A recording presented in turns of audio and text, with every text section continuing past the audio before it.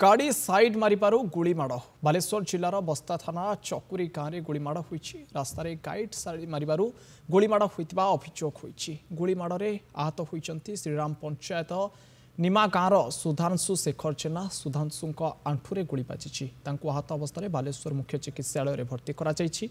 अभियोग अनुसार गतकाली राति प्राय 10टा समय सुधांशु और तांको माउसी पुओ भाई चिन्मयी एक बाइक रे निज घर को फेरुथिले। तेबे रास्तार दुईटी बाइक रे 3 जण युवक आसी तांको गाड़ी अटकाई। सुधांशु साइड मागिबारु साइड नदे सुधांशुंक गाड़ी छड़ाइबाकू सेमाने उद्यम करथिले। सुधांशु एथिरे बाधा देबारु गुलीमाड़ करी 3 युवक फेरार होई जाइथिले। थानारे अभियोग परे पुलिस तदंत आरंभ करिछि।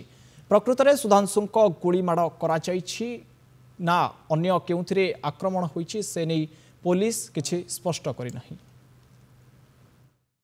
राति जाइथिली मु पुलिस फेरुथिली फेरिया भितर चकुरी जस्ट घर से 1 किलोमीटर पाखापाखि से पिलाटा ना से मत अटकिला।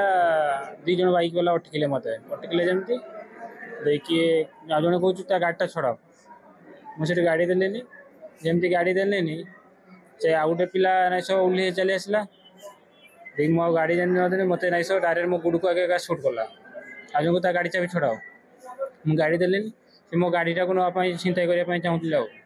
3 जण पिला थे